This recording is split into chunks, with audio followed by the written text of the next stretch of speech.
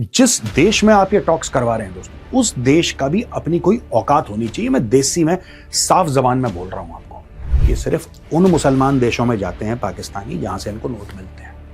इनको इस्लाम तभी याद आता है जब इनको नोट मिलते हैं। और पाकिस्तान के लिए लोन और भीख में कोई फर्क नहीं है, क्योंकि ये वापस तो करते नहीं है। आपको आयरन क्लैड गारंटीज देनी पड़ेंगी यूनाइटेड नेशन सिक्योरिटी काउंसिल की। एक पूरा आर्किटेक्चर आपको बनाना पड़ेगा, तब ईरान मानेगा।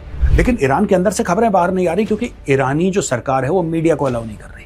वहां पे इंटरनेट काम नहीं कर रहा, तो किसी को यह नहीं पता कि ईरान के अंदर कितना बैंड बजा पड़ा है। जैसा डोनाल्ड ट्रंप ने बोला था, पूरा जो हमारा खेल है उसका 99% फोकस ये है कि Iran can not have a nuclear weapon. अब चीखें निकलेंगी चाइना की, क्योंकि 90% तेल ईरान का चाइना जाता है। Iran is not Pakistan, Iran is not Venezuela, and Iran has proved in the last 37 to 40 days that it can hold its own against the world's biggest superpower.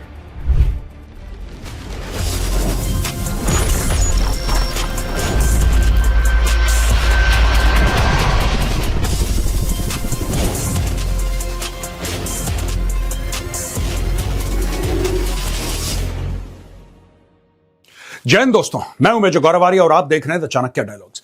ये जो टॉक्स हैं दोस्तों, इस्लामाबाद सो कॉल्ड टॉक्स, ये fail होनी थी, day 1 से होनी थी। और मैं बहुत पहले से कह रहा हूं, जब से मैंने पहली बार मीडिया में पढ़ा कि इस्लामाबाद होस्ट करेगा ईरान और यूएस के बीच में टॉक्स, तब से मैं ये कह रहा हूं कि ये टॉक्स फेल होने वाली हैं, ये फेल होकर रहेंगी। और इसके कई सारे कारण हैं। और आप ये मत समझना कि आखिरी बार ये टॉक्स हो रही हैं, ये और टॉक्स होंगी। ये और टॉक्स होंगी क्योंकि इसका जो रिजल्ट निकलेगा दोस्तों, इसके दो ही रिजल्ट हैं, पॉसिबल रिजल्ट्स। या तो अमेरिकन इतना मारे ईरान को कि वहां पे गड्ढा बना दें और फिर बोलें कि ठीक है साहब हम पहुंच गए। थोड़ी सी सच्चाई अमेरिकन को भी पता लग गई है कि ईरान जो है ना, वो ना पाकिस्तान है कि पैसा देके जमीन पे लेट जाए, ना वो वेनेजुएला है जिसके आप हेड ऑफ स्टेट को आप ऐसे ही उठा के ले जाएं और बाकी मुल्क वहां पे बैठ के ताली बजाए। ऐसा होने नहीं वाला है। So they know Iran is not Pakistan, Iran is not Venezuela. And Iran has proved in the last 37 to 40 days that it can hold its own against the world's biggest superpower. Has Iran been damaged and to a very large extent destroyed? Yes. But the problem is that as long as Iran continues fighting, it is in the fight. Iran will not surrender. Therefore, whatever comes out must come out through talks. जो भी निकलेगा ना, वो बातचीत से निकलेगा। तो ये जो इस्लामाबाद में टॉक्स हुई हैं, ये पहली चीज तो ये आखिरी टॉक्स नहीं है, इसके बाद भी टॉक्स होंगी। यह भी हो सकता है कि टॉक्स इस्लामाबाद में फिर से हों, यह भी हो सकता है कि टॉक्स कहीं और हों, यह भी हो सकता है। दोनों चीजें हो सकती हैं। फिर से एक बार पाकिस्तान के अंदर टॉक्स हो जाएं या फिर पाकिस्तान से बाहर हो जाएं, यह भी हो सकता है। अब मैं आपको बताता हूं दोस्तों कि पाकिस्तान ने किस तरीके से, इसमें कई सारी चीजें हैं। ये टॉक्स क्यों फेल हुई, ये कल के भी आपने द चाणक्य डायलॉग्स में देखा था। टॉक्स क्यों फेल हो गई, क्या हो गया। आज मैं आपको यह भी बताऊंगा किस प्रकार से पाकिस्तान ने ना दगाबाजी करी है, गद्दारी कर दी। मैं तो बहुत पहले से कहता चला आ रहा हूं, I have been saying this for the longest possible time. और मैं दोबारा अपना पुराना कोई वीडियो आपको नहीं दिखाना चाहता, क्योंकि मैं कई बार दिखा चुका हूं कि ये देखिए मेरा पुराना वीडियो, डेट देखिए फलाना। I am not going to do it here, कोई फायदा नहीं है। Fact of the matter is कि पाकिस्तान ने धोखा दे दिया। क्यों दिया, वो आगे चल के मैं आपको बताऊंगा। द गार्डियन की यह खबर है, JD Vance says talks fail due to Iran's refusal to give up nuclear programme. अब भाई ये लोग चाहते थे, और यही चीज बोला था डोनाल्ड ट्रंप ने कि साहब 99% इनका न्यूक्लियर वाला मामला है। अगर ईरान लिख के या फिर वादा कर दे, लिख के दे दे कि भाई न्यूक्लियर मटेरियल को एनरिच नहीं करेंगे, उसका बॉम्ब, उसको मिसाइल में उसको वेपनाइज नहीं करेंगे, तो then we can have a deal. Iran ने साफ मना कर दिया। ईरान ने क्यों मना किया दोस्तों? ईरान ने इसलिए मना किया क्योंकि ईरान मना कर सकता है। ईरान मना कर सकता है। अगर ईरान की सरकार गिरते ही अमेरिकन ट्रूप्स और इजरायली ट्रूप्स अंदर घुस जाते तेहरान के, तो आज की तारीख में ये टॉक्स हो भी नहीं रही होती। टॉक्स कब होती हैं? जब दोनों के बीच में मामला फंस जाता है। यहां पे दोस्तों किसी की जीत नहीं हुई, किसी की जीत नहीं हुई है, मामला बीच में फंसा हुआ है, इसलिए टॉक्स हो रही हैं। We need to see an affirmative commitment that Iran will not seek a nuclear weapon and they will not seek the tools that would enable them to quickly achieve a nuclear weapon. That is the core goal of the President of the United States, and that's what we have tried to achieve through these negotiations. Vance, who left Islamabad on Sunday morning after 21 hours of talks with Iranian officials in the Pakistani capital, said his team had been very clear on this red line. कई सारी red line है, उनमें से एक ये है कि साहब 99%, जैसा डोनाल्ड ट्रंप ने बोला था, पूरा जो हमारा खेल है उसका 99% फोकस यह है कि Iran cannot have a nuclear weapon. क्या ईरान मानेगा? दोस्तों, मुझे ऐसा लगता है कि आगे चल के हो सकता है ईरान मान जाए, हो सकता है ईरान मान जाए, लेकिन उसके लिए ईरान को इंटरनेशनल गारंटीज देनी पड़ेंगी। आपको आयरन क्लैड गारंटीज देनी पड़ेंगी यूनाइटेड नेशन सिक्योरिटी काउंसिल की। एक पूरा आर्किटेक्चर आपको बनाना पड़ेगा, तब ईरान मानेगा। क्योंकि ईरान को पता है, देखिए ईरान के पास दो बड़े गेम हैं अभी, दो बहुत बड़े गेम हैं ईरान के। दुनिया ईरान के प्रेशर में क्यों आ रही है? आप इस गलतफहमी में मत रहिएगा कि दुनिया ईरान के प्रेशर में इसलिए आ रही है क्योंकि ईरान के पास मिसाइल है। जैसे मीडिया कवर करता है, ये मिसाइल गई, यहां से उड़ी, ये फलानी मिसाइल है, ये फलाना ड्रोन है। ठीक है, that is good enough to pressurise, that is a solvable problem. The unsolvable problem is Hormuz. The unsolvable problem is, बाबल मंदेब, जिस पर हूथियों की नजर है। अगर बाबल मंदेब भी ईरान एक्टिवेट कर देता है, लेने के देने पड़ जाएंगे फिर दुनिया के। Then you're looking at a global recession. इसको पता है ये बात, और दोनों को ईरान ने लिंक कर दिया। अब इशू ये है कि या तो आप ईरान को आयरन क्लैड गारंटीज दो कि साहब, पहली चीज तो ये है कि तुम्हारे ऊपर कभी कोई हमला नहीं करेगा, असैसिनेशन बंद हो जाएंगे, रेजिम चेंज आप नहीं करोगे। उसके बदले में दुनिया ये बोलेगी कि साहब, आप टेररिस्ट ग्रुप्स को, आप ये हमास, हिजबुल्लाह को, इसको सब खत्म करो आप। ठीक है, आप इजराइल को रिकॉग्नाइज मत करो ना, इजराइल आपको करेगा, दैट्स ओके। दूसरी चीज यह है कि दुनिया भर में, जैसे आपने इराक के अंदर कतैब हिजबुल्लाह है और भी आपके टेरर ग्रुप्स हैं, आप सबको डिसमेंटल करो, और आपके पास कोई भी न्यूक्लियर वेपन कभी भी नहीं हो सकता। इसके एवज में हम एक काम करेंगे कि जो आपके कतर में फ्रेंड्स पड़े हैं फ्रोजन, उसको हम रिलीज कर देंगे। दुनिया भर के जो आपके ऊपर there are so many things, ये दुनिया भर के सैंक्शंस लगा रखे हैं, 1979 से सैंक्शंस पड़े हैं ईरान के, वो सारे के हम हटा देंगे। तो ये सारी की सारी चीजें होंगी। मुझे ऐसा लगता है, personally I feel that there will be more talks. आगे चल के कुछ और टॉक्स होंगी। ये जो इस्लामाबाद में हुए थे, these were not the last talks. यहां पे न्यूयॉर्क टाइम्स का ये कहना है कि Iran stop negotiator says talk fails because US failed to win trust. ठीक है, यहां पे एमबी गालिबाफ साहब हैं, ये स्पीकर हैं ईरानियन पार्लियामेंट के। इनका कहना है कि before the negotiation I emphasise that we have the necessary good faith and will, but due to the experiences of the two previous wars we have no trust in the opposing side. My colleague on the Iranian delegation Minab 168 raised forward-looking initiatives, but the opposing side ultimately failed to gain the trust of the Iranian delegation in this round of negotiation. अच्छा, ये जो बातें हैं ना कि speaker of the parliament Mohammad Bagher Ghalibaf कह रहे हैं कि साहब हम फेथ नहीं, आप हमारा ट्रस्ट नहीं जीत पाए, ये दोनों साइड्स ने, मैं आपको बता रहा हूं, इसमें अमेरिकन का भी दोष है, इसमें ईरानियों का भी दोष है। दोनों बातचीत करके नहीं, ये जब 2-3 राउंड हो जाएंगे ना टॉक्स के, दोस्तों ये लंबा खिंचने वाला है मामला, मैं आपको बताता हूं, लेकिन जब 2-3 राउंड टॉक्स के हो चुके होंगे तब जाके धीरे धीरे आइस ब्रेकिंग होगी। जिसको भी ये गलत फहमी थी कि यार एक दिन के अंदर कुछ कमाल हो जाएगा, वो एक दिन के अंदर कभी कमाल नहीं होता। ये लोग भी लाए थे। ये मिनाब 168 क्या है? ये जो 168 बच्चे मारे गए मिनाब में, अमेरिका ने मिसाइल मार दी स्कूल के अंदर, ठीक है, ये उसको लेकर आए। वहां पे बच्चों के खून लगे हुए जो बैग्स थे उनको लेकर आए, और उनके जूते चप्पल जो थे बच्चों के वो लेकर आए। ये ईरानियन डेलीगेशन लेकर आए, ठीक है। वहां से अमेरिका, ये ईरानी, देखिए जब आप बात करते हैं फिर आपको वो सारी चीजें छोड़नी पड़ती हैं। अगर आपके लिए ये सब चीजें इतनी महत्वपूर्ण है कि साहब हम तो अब ये बिल्कुल एंड हो गया, then there is no point in going for negotiations. समझ गए आप? ये तो ईरानियों की गलती थी। अमेरिकन की क्या गलती थी? जेडी वैंस हवा में है, वहां पे डोनाल्ड ट्रंप दे ट्रूथ सोशल पे ट्रूथ सोशल ठोके जा रहा है। वहां पे मैं बर्बाद कर दूंगा, मैं तुम्हें नस्त नाबूद कर दूंगा, मैं तुम्हारी हस्ती खत्म कर दूंगा। यार ये कौन सा सेंस है इसमें? आप अगर ईरानियों से बात कर रहे हैं तो आप उनका ट्रस्ट तो जीतिए, आप उनसे बात तो करिए कि साहब ठीक है हम बात करने आ रहे हैं, let's hope good things come out of this, we have a lot of hope and expectation and we come with an open heart and an open mind. आप कुछ तो अच्छी बातें करिए ना। ईरानियों ने अच्छी बातें करी, ठीक है। ईरानी भी कह रहे हैं कि साहब we have no trust in the opposing side. ये कह रहा है कि हम अपोजिंग साइड को ट्रस्ट ही नहीं करते। आप समझ रहे हैं दोस्तों? बातचीत करने से पहले मेरी आपसे बातचीत है, हम लोगों के बीच में लड़ाई है, हमारी एक जगह बातचीत कि आप दोनों आके बातचीत करके अपना मामला सॉल्व करिए, ठीक है। और मैं कह दूं कि यार मैं तो ट्रस्ट ही नहीं करता आपको, आप धोखेबाज हो, ये मैंने बात शुरू होने से पहले कर दी। दूसरी साइड आप कह रहे हो कि यार मेरे पास इतनी बड़ी मिसाइल है, मैं मारूंगा सर पे, तुम्हारा घर टूट जाएगा।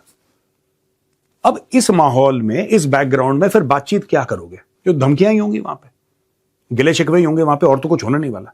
तो यही चीज हुई इन टॉक्स पे। और दूसरी चीज है, मुझे ऐसा लगता है कि अगर आप चाहते हैं कभी टॉक्स करना, राइट, कहीं भी, जिस जगह आप टॉक्स कर रहे हैं ना, वो जगह बड़ी इंपॉर्टेंट होती है। वो जो जगह जहां पे आप टॉक्स कर रहे हैं, उस देश का भी एक पावर होना चाहिए, उस देश का भी एक हेफ्ट होना चाहिए। पाकिस्तान, देखिए, पाकिस्तान को पैसे दिए, पाकिस्तान ने टॉक्स करवा दी क्योंकि वहां पे अमेरिकन ने उनको पैसा दे दिया। यहां पे ईरानी क्यों पहुंचे? क्योंकि चाइनीज ने बोला कि भाई जरा चले जाओ, वरना वो नहीं आते वहां पे। As far as the Iranians are concerned, भाई देखिए, बात ये नहीं कि लड़ाई कौन जीता कौन हारा, that is not the point. The point is कि अगर ईरान जैसा देश, जिसके ऊपर आप ये लगा लो कि 40-45 साल से सैंक्शंस लगे हैं, 40-45 साल से सैंक्शंस लगे हैं, हर चीज की बहुत प्रॉब्लम है वहां पे, इसके बावजूद अगर वो अमेरिका से लड़ रहा है और 40 दिन से लड़ रहा है, तो उसका तो मोराल कहीं और होगा। वो तो कह रहा है साहब, जब हमने दुनिया के सुपर पावर को धक्का दे दिया तो तुम कौन चीज हो। तो आपको जो होस्ट करेगा टॉक्स, कोई भी होस्ट करे, it can be Turkey, it can be Qatar, it can be any country, right. Qatar तो ठीक है, उन्होंने मिसाइल मार दी कतर के अंदर, तो वहां पे मामला अलग हो गया। It can be any other country, Muslim country में कराना, it can be Indonesia, why not Indonesia? Indonesia has got a lot of heft. The thing is that जिस देश में आप ये टॉक्स करवा रहे हैं दोस्तों, उस देश का भी अपनी कोई औकात होनी चाहिए। मैं देसी में साफ जबान में बोल रहा हूं आपको, नो कॉम्प्लिकेटेड लैंग्वेज। जहां पे हो रही है उसकी तो औकात होनी चाहिए। एक बंदा जो है वो दो लोगों की दोस्ती करवा रहा है, उसका भी तो अपने आप में कोई ताकत होनी चाहिए कि यार एक मिनट रुको, होल्ड ऑन, आप क्या उल्टी सीधी बातें कर रहे हो, शांत रहो, एक मिनट मैं बात कर रहा हूं ना, एक मिनट, हाँ आप बोलो पहले, हाँ आपने बात, देखो भाई इतना नहीं हो पाएगा। यू अंडरस्टैंड, जिस तरीके से बातचीत करवाने वाला, यहां पे आसिम मुनीर एक की चिट्ठी लेके दूसरे कमरे में जा रहा है, दूसरे की चिट्ठी लेके इधर। ओ भाई, जब तुम खुद ही गुलामों की तरह बिहेव करोगे तो तुम्हारी कौन सुनेगा? तुम्हारी कौन सुनेगा? तुर्की एक मुल्क है, टर्की कुड भी, इंडोनेशिया कुड भी। अगर आपको मुस्लिम देश ही में करवानी है और इतना ज्यादा इसमें मजहब का मामला है कि साहब नहीं, मजहब के बिना तो कुछ हो ही नहीं सकता दुनिया में, अगर वो मैटर है, वरना आप बोलिए ठीक है साहब, ब्रसल्स में होगी, ईयू में होगी, आप कहीं पे भी करवा सकते हैं। जो भी न्यूट्रल टेरिटरी है, स्विट्जरलैंड न्यूट्रल है, स्विट्जरलैंड में करवाओ, कहीं पर भी करवाओ, लेकिन बार बार बात करोगे तब जाके इसका कोई नतीजा निकलेगा। ईरानियों को भी पता है कि जो ईरान के अंदर डिस्ट्रक्शन हुआ, वो इतना ज्यादा हो गया डिस्ट्रक्शन ईरान के अंदर, लेकिन ईरान के अंदर से खबरें बाहर नहीं आ रही क्योंकि ईरानी जो सरकार है वो मीडिया को अलाउ नहीं कर रही, वहां पे इंटरनेट काम नहीं कर रहा, तो किसी को यह नहीं पता कि ईरान के अंदर कितना बैंड बजा पड़ा है। नोबडी नोज, क्योंकि वहां से कोई टीवी, वहां पे टीवी कैमरा नहीं है। इजराइल के अंदर बम गिरता है तो सबको पता है इजराइल के अंदर बम गिरता है, क्योंकि वहां हर एक मीडिया हाउस का एक वहां पे बंदा माइक लेके और कैमरा लेके वहां पे दौड़ रहा है, आपको दिखा रहा है कि साहब ये देखो, यहां पे मिसाइल गिरी है, यहां पे बम गिरा है, इस बिल्डिंग के अंदर। ईरान से ऐसी कोई खबर नहीं आ रही। तो ईरान ने एक ऐसा माहौल बना रखा है कि साहब हमें तो कोई फर्क नहीं पड़ता। बात यह है कि ईरान की भी कमर काफी झुक गई है। अब यहां पे दोनों तरफ से एक स्टेलमेट इसलिए हो गया, सिंपल सी बात है, ट्रस्ट नहीं है। पहली चीज ट्रस्ट नहीं है, अपोजिंग लोग मांगी ऐसी चीज रहे कि दूसरा दे ही नहीं सकता। दूसरी जो पार्टी है वो चीज दे ही नहीं सकती, आप ऐसी चीज मांग रहे हैं, या फिर उसके एवज में आप वो चीज देने को तैयार नहीं है जिसकी वजह से वो ये बोले कि ठीक है यार ये चीज मैं आपको दे दूंगा। दूसरी चीज, जो आपकी बातचीत करवा रहा है सो कॉल्ड मीडिएटर, वो डाकिए से ज्यादा कुछ नहीं है, उसकी और औकात नहीं है।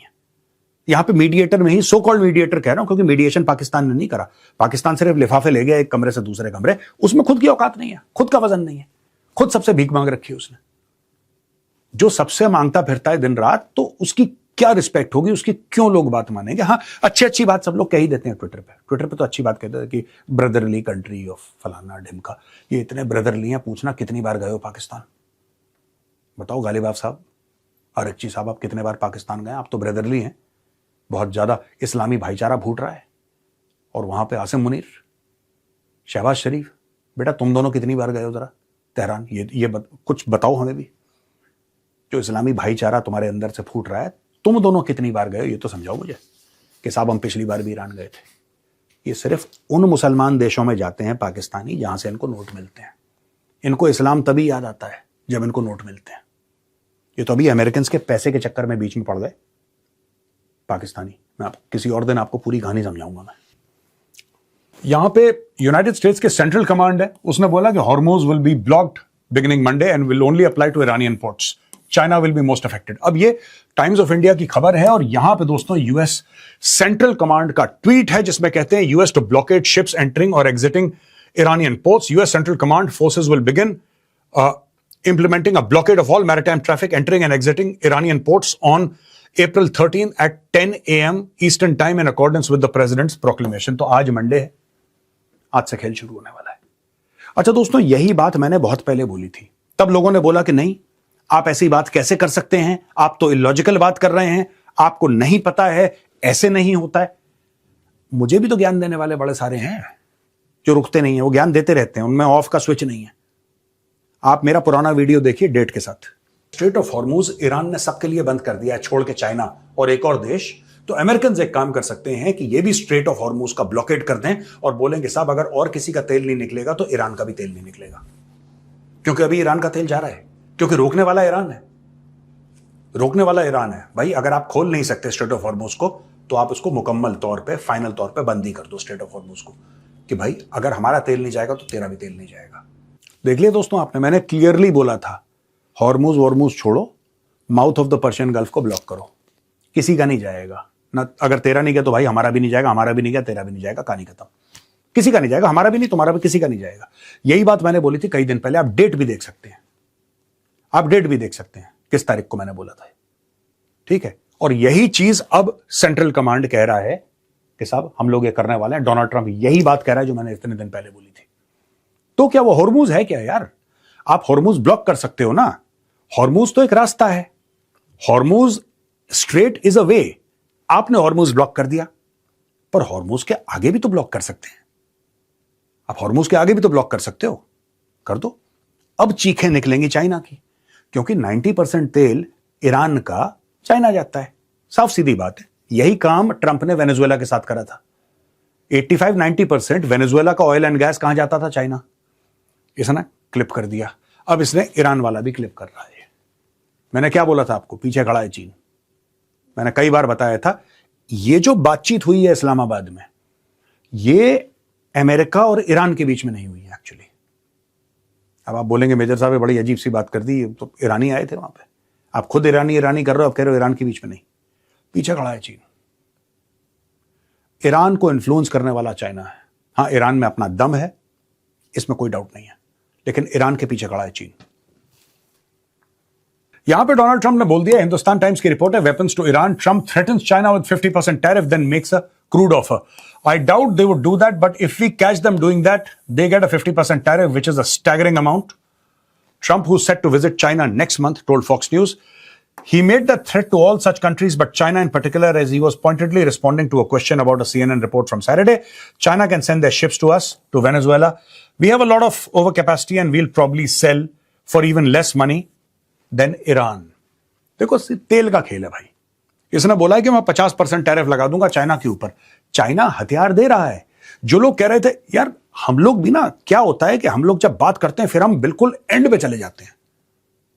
अरे ईरान ने तो इतने सालों से पूरे के पूरे शहर बसा दिए। किसी ने नहीं देखा कौन से शहर बसाए। वो एक छोटा सा वीडियो का भी ट्वीट मार देते हैं, उसी में सब लोग इतने एक्साइटेड हो रहे हैं इंडियन टेलीविजन पे कि चाइना ने शहर के शहर बसा दिया और चाइना ने ऐसा कर दिया और पूरे सुरंग खोद के पता नहीं उसने क्या कर दिया अंदर से, और वहां पे ऐसी एक फैक्ट्री लगी है जहां पे बैलिस्टिक मिसाइल ऐसे बन रही हैं जैसे पता नहीं बिस्किट की फैक्ट्री हो। इस तरीके से ड्रोन निकल रहे हैं। और relax, everything takes a lot of money. Iran does not have that kind of money. ओ 17,000 बैलिस्टिक मिसाइल हैं, 13,000 बैलिस्टिक मिसाइल। यार क्या है ये? 17,000 ballistic missiles? What the hell are you talking about? Iran में वो कैपेसिटी है नहीं, पैसा नहीं है। बेसिकली मैं आपको बताता हूं, पैसा नहीं है ईरान के पास। क्या ईरान का मिसाइल प्रोग्राम काफी एडवांस्ड है? यस। क्या ईरान का ड्रोन प्रोग्राम काफी एडवांस्ड है? एब्सोल्युटली, इसमें कोई डाउट नहीं है। लेकिन जो फिगर्स मीडिया में आते हैं कि साहब इतनी 1,000 बैलिस्टिक मिसाइल है, ये कोई गाजर मूली नहीं है। Iran does not have that capacity. इसलिए मैं बार बार कह रहा हूं, मैंने पहले भी बोला था। और ये सब जो चाइना वाला फैक्टर है ना, ये डिस्कस होने से पहले मैंने बोला था ये पाकिस्तान के थ्रू आ रहा है, होना हो पाकिस्तान के थ्रू आ रहा हो, या जो जहाज है वहां पे ले जा रहे हो उनके थ्रू आ रहा हो। कई चीजें हो सकती है। Pakistan is the easier route. आप हवाई जहाज में लेकर आए मिसाइल्स, आपने लैंड करी क्वेटा में या कहीं और आपने लैंड करी, वहां से बाय लैंड आप भेज रहे हो। वो कंप्लीटली अंडर कंट्रोल है चाइना के, कंप्लीटली अंडर कंट्रोल है, वो एक सेफ कॉरिडोर है जिससे वो मिसाइल भेज सकता है। ठीक है, यहां पे देखिए साहब CNN क्या बोल रहा है। US intelligence indicates China is preparing weapon shipment to Iran amid fragile ceasefire. US intelligence indicates that China is preparing to deliver new air defense systems to Iran within the next few weeks. According to 3 people familiar with the recent intelligence assessments, the intelligence also underscores how Iran may be using the ceasefire as an opportunity to replenish certain weapon systems with the help of key foreign partners. The systems Beijing is preparing to transfer are shoulder-fired anti-air missile systems known as MANPADS. So, ये basically क्या होता है, man portable, यानी कि man बंदा, portable यानी कि जिसको आप उठा के ले जा सकते हैं, मैन पोर्टेबल एयर डिफेंस। जैसे हम लोग अगर इग्ला यूज करते हैं, मैं आपको उदाहरण दे रहा हूं, आई am not naming any particular system, जैसे हम लोग इग्ला यूज करते हैं, राइट? या फिर आप बोलो कि साहब अमेरिका स्टिंगर यूज करेगा या कोई कुछ यूज करेगा। सो इसमें क्या होता है कि लो फ्लाइंग एयरक्राफ्ट हैं, ड्रोन हैं, तो आपने इग्ला लगाया कंधे पे, अपने मैन पैड अपने कंधे पे लगाया। ठीक है, एक तो वो आपने एयर डिफेंस देखा होगा जिसमें रॉकेट लगे हैं जमीन पे, वो टक टक करके फायर करता हुआ हवाई जहाज के पीछे, वैसी इग्ला है, उसका छोटा वर्जन आपने कंधे पे लगाया। एक बंदा उसको करके, उसके अंदर मिसाइल फिट है, उसने देखा, कहां पे देखा, लॉक करा, उसमें सिग्नेचर पे लॉक करा उसने, मिसाइल गई और मिसाइल फिर पीछा करेगी। So that is the system that China is giving to Iran. ये जो सीज फायर हुआ है 15 दिन का या 2 हफ्ते का सीज फायर आप कह लीजिए, ये डे 1 से फ्रॉड था। ये फ्रॉड क्यों है? इसमें ईरानी बेवकूफ बना रहे हैं अमेरिकन को और अमेरिकन बेवकूफ बना रहे हैं ईरान को। अब हथियार इनके काफी हद तक खत्म हो गए, हैवी बॉम्बार्डमेंट हुई है। ये जो पूरी कहानियां हैं कि ईरान के पास ये है और शहर के शहर बसे हैं, और साहब वो जमीन के अंदर पूरा नोएडा ही बसा दिया उन लोगों ने, और फैक्ट्रियां बड़ी हैं, लेकिन वो नहीं है जितना मीडिया बता रहा है। बिल्कुल है। क्या उनके पहाड़ों के नीचे उन्होंने अपनी फैक्ट्रीज बनाई हैं, अपने बेस बनाए हैं मिसाइल के लिए? ऑफकोर्स बनाए हैं, इसमें कोई डाउट नहीं है। लेकिन जिस स्केल का लोग बताते हैं कि साहब ऐसा था कि वहां पे हजारों लोग, ऐसा कुछ भी नहीं है। मैं आपको ऐसी चीज बता रहा हूं क्योंकि ये चीजें छुपती नहीं है। आप छोटा मोटा काम कर लो, थोड़ा बहुत काम कर लो, चलता है। इतने स्केल पे आप कह रहे हैं कि 40-45 साल से काम चल रहा है और किसी को पता ही नहीं लगा। You understand? It's not like that. तो यहां पे चाइना, साफ सीधी बात है, चाइना सप्लाई कर रहा है। Without Chinese material, without Russian material, Iran does not have the capacity to fight. Iran is being used by the Chinese, right? और वहां पे अलग अलग देशों को यूएस इस्तेमाल कर रहा है। ये बहुत बड़ा गेम चल रहा है। ये पूरा गेम ये है कि मिडिल ईस्ट को कौन कंट्रोल करेगा, जिसमें दुनिया का बहुत ज्यादा तेल और गैस है। पूरे मिडिल ईस्ट पे वर्चस्व किसका होगा? क्या मिडिल ईस्ट को अमेरिका कंट्रोल करेगा या मिडिल ईस्ट को चाइना कंट्रोल करेगा? कोई ये नहीं कह रहा कि मिडिल ईस्ट को सऊदी अरब कंट्रोल करेगा, ईरान कंट्रोल करेगा। सबको ये बात पता है, ये लड़ाई जो चल रही है अमेरिका और चाइना के बीच में चल रही है।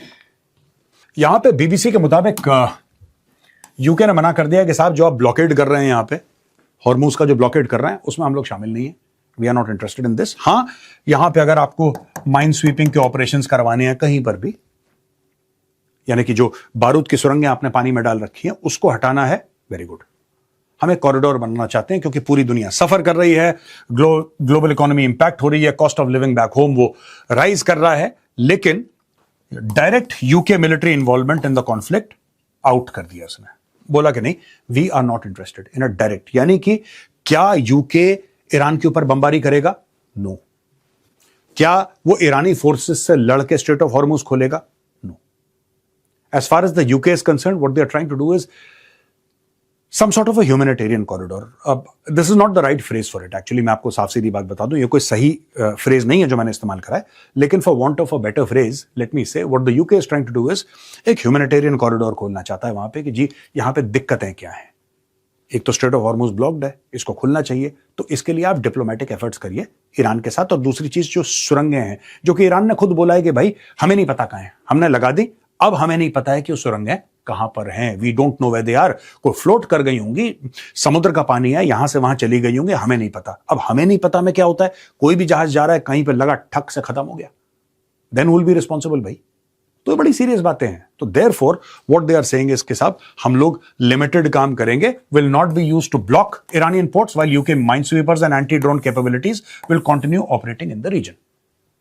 बस एंटी ड्रोन कैपेबिलिटीज हैं और माइन स्वीपर्स हैं। हम लोग कोई ईरानियन पोर्ट को या ईरानियन शिप को बाय फोर्स ब्लॉक करने यहां पे नहीं आए हैं। अब जो बार बार बात होती है पाकिस्तान ने धोखा दे दिया, धोखा दे दिया, धोखा है क्या दोस्तों? वो धोखे की शक्ल क्या है, उसकी सूरत क्या है? और हम क्यों कह रहे हैं कि पाकिस्तान ने धोखा दे दिया? बिल्कुल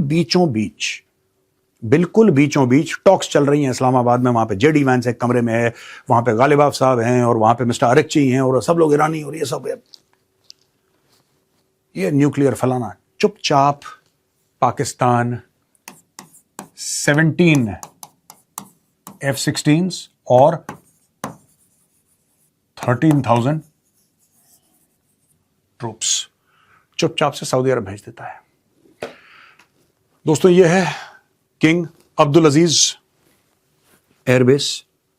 this is in the eastern side, ये पूर्वी छोर पे है सऊदी अरब के, और ये बहरेन है, आप देख सकते हैं, ये कतर है, ये यूएई है।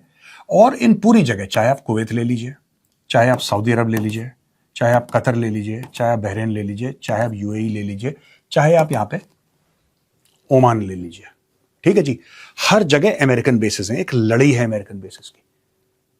आपको क्यों लगता है कि पाकिस्तानी यहां पे क्यों आ गए अचानक? Why have they come here? क्यों? कारण क्या है? कारण यह है कि सामने ईरान है। अब क्यों आई है? कोई रीजन होगा ना कि भाई आपने तो सितंबर 2025 में डिफेंस डील साइन कर ली थी। अब पाकिस्तानियों को अचानक कैसे ख्याल आया कि यार हमें भी जाना चाहिए वहां पे? क्योंकि सऊदी अरब के ऊपर जो हमला चल रहा है वो तो 40 दिन से, अब अचानक 40 दिन के बाद इनका दिल कैसे पसीजा? क्योंकि अगर आप किसी को डिफेंड कर रहे हैं, आप प्रोटेक्ट कर रहे हैं, तो फिर तो it has to be instant. कुछ मिनटों के अंदर खेल शुरू हो जाता है। ये भाई लोग अब क्यों आए हैं? अब क्यों आए हैं, इसके लिए आपको हमारे प्रेजेंटेशन की आखिरी स्लाइड देखनी पड़ेगी। सारा खेल पैसे का है। मिल गए पाकिस्तान को $5 अरब सऊदी और कतर से लोन मिल गया, और पाकिस्तान के लिए लोन और भीख में कोई फर्क नहीं, क्योंकि ये वापस तो करते नहीं है। अब देखिए पाकिस्तान ने क्या चूरन खिलाया, बहुत ही बढ़िया। अब Islamabad prepares to repay 3.5 billion to the UAE. अब आप ये बोलेंगे साहब, मेजर साहब, अभी अभी आपने ये बोला था कि पाकिस्तान पैसे वापस नहीं देता। पाकिस्तान पैसे वापस नहीं देता। अगर पाकिस्तान पैसे वापस नहीं देता तो ये कौन सी स्टोरी है भाई? टाइम्स ऑफ इंडिया की स्टोरी है, क्रेडिबल सोर्स है, पुराना सोर्स है, तो ये क्या है? अब भाई ये चक्कर ये है कि आप ये देखिए, ये 2018 में लोन दिया था। 2018 में लोन दिया था यूएई ने, और ये बोला था कि तुम लोगों का बेड़ा गर्क हो रहा है, तुम लोग डिफॉल्ट के दहाने में खड़े हो, किसी भी दिन तुम लोग लुढ़क जाओगे, तुम्हारी इकोनॉमी क्रैश कर जाएगी, क्योंकि तुम लोग खर्चे बहुत करते हो, पैसा है नहीं तुम्हारे पास, मांग मांग के खर्चा करते हो, और तुम्हारा जो रुपी है, पाकिस्तानी रुपी, वो बिल्कुल क्रैश कर रहा है। लिहाजा एक काम करो, $3.5 अरब हमारी तरफ से रख लो, इसको खर्च मत करना भाई। You don't have to spend it. You just keep it there. You know, for safety's sake, keep it there. रुपी का जो वैल्यू है वो भी बना रहेगा, आपकी इकोनॉमी ठीक ठाक स्टेबल रहेगी। तो यूएई ने 3.5। अब ये 3.5 का ये चक्कर है कि 2018 के बाद 19 आया, 20 आया, 21 आया, 22 आया, 23 आया, 24 आया, 25 आया, 26 में यूएई लॉस्ट पेशेंस। उन्होंने बोला यार तुम लोग क्या अजीब आदमी हो यार, तुमने देना नहीं है, हर साल रोल ओवर, पैसे वापस नहीं देने। पाकिस्तानियों ने छाती ठोक के बोला कि तुम्हारा पैसा तुम्हारे मुंह पे मारेंगे। एक्चुअली बहुत बड़े बड़े पाकिस्तानी जर्नलिस्ट और so called thinkers and philosophers and policy makers UAE के, कैसे हिम्मत हुई यूएई से हमसे पैसा मांगा है उसने, कैसे हिम्मत हुई, मुंह पे मारेंगे। तो लोगों ने बोला कि अचानक यार इनकी गैरत जाग गई है, पाकिस्तानियों ने इतनी बड़ी बात कह दी कि मुंह पे मारेंगे यूएई के। इसका मतलब अब पाकिस्तान मतलब जाग चुका है, पाकिस्तान अब जग गया है। अब पाकिस्तान बेइज्जती नहीं सहेगा, अब पाकिस्तान हाथ नहीं फैलाएगा। अब पाकिस्तान ने मन बना लिया है कि जो पाकिस्तान को गलत तरीके से देखेगा, पाकिस्तान उसकी बाजू मरोड़ देगा। और पाकिस्तानी बल्ले बल्ले बिल्कुल डांस वांस कर रहे हैं, पाकिस्तानी खुश। अचानक खबर आती है कि साहब ये गेम है असली। इस पूरे में भी पाकिस्तान ने 1.5 अरब का फायदा कर लिया। वो कैसे? यहां से आए पैसे 5 में से 3.5 यूएई को दिए, 1.5 अरब अपनी जेब में, ये थोड़ा ना वापस करेंगे। इसकी टोपी उसके सर, उसकी टोपी इसके सर। ये पाकिस्तान की पूरी इकोनॉमी है। यहां पे development comes as the country's finance minister Mohammad Aurangzeb is in Washington to attend the IMF World Bank spring meetings. Mohammad Aurangzeb जो है ये भाई पहुंच गए Washington DC, IMF World Bank spring meeting. ये सब देखिए ना, सऊदी अरब में अपने 13,000 बंदे और एक पूरी स्क्वाड्रन F-16 की भेजना, पहली चीज। दूसरी चीज, $5 अरब सऊदी और कतर से ले लेना, ठीक है। तीसरी चीज, मोहम्मद औरंगजेब का IMF वर्ल्ड बैंक पे पहुंच जाना, और इनको पैसा भी मिल जाएगा क्योंकि इन्होंने इस्लामाबाद में वो फर्जी टॉक्स करवाई थी यूएस के कहने पे, तो यूएस अपना आशीर्वाद दे देगा, IMF वर्ल्ड बैंक इनको पैसा भी दे देंगे। इसमें घाटा किसका हुआ दोस्तों? इसमें घाटा ईरान का हुआ, क्योंकि ईरान एक भरोसे से आया था, अमेरिका पे भरोसा नहीं करा, लेकिन पाकिस्तान ने मुस्लिम कार्ड खेला। और ये मैं नहीं कह रहा, आप ये रिपोर्ट देखिए। अमेरिका ने यह सोचा कि अगर कोई मुसलमान देश ईरान को इन्वाइट करेगा तो फिर ईरान कह देगा ठीक है यार, 80 भी मुसलमान थे तो से मुसलमान, ठीक है। उनको ये नहीं पता था कि पीठ पीछे ये 5 अरब का खेल चल रहा है, ये पूरे के पूरे डिवीजन प्लस की इन्फेंट्री वहां पे भेज रहे हैं, एक स्क्वाड्रन F-16 का भेज रहे हैं, ये सारा का सारा गेम ये कर रहे हैं। और एंड में ये गेम और कर दिया IMF और वर्ल्ड बैंक का मोहम्मद औरंगजेब। और जब ये सारी की सारी बातें चल रही थी, ईरान फलाना, अब ईरान का दुश्मन कौन है? एक और सऊदी अरब, जाहिर सी बात है, उसी के ऊपर मिसाइल मारी है, कतर के ऊपर। यहां पे देखिए साहब, Aurangzeb met Saudi finance minister Mohammed bin Abdullah Al Jadaan in Islamabad. समझ गए आप? अमेरिका से कुछ, IMF से कुछ, सऊदी कतर से कुछ, यहां पे सऊदी के फाइनेंस मिनिस्टर से बात हो रही है इस्लामाबाद में। सारी डील एक साथ, हर जगह से पैसा पकड़ो, हर जगह से पैसा पकड़ो। और घाटा किसका हुआ? ईरान का, क्योंकि ईरान ने एक गद्दार, एक बुज़दिल और एक एहसान फरामोश कोट अनकोट दोस्त पे भरोसा कर लिया। आज का वीडियो यहीं पे खत्म होता है दोस्तों। अगर पसंद आए तो इस वीडियो को लाइक कीजिए, हमारे चैनल को सब्सक्राइब कीजिए, बेल आइकन दबाना बिल्कुल मत भूलिएगा। जय हिंद, वंदे मातरम, भारत माता की जय।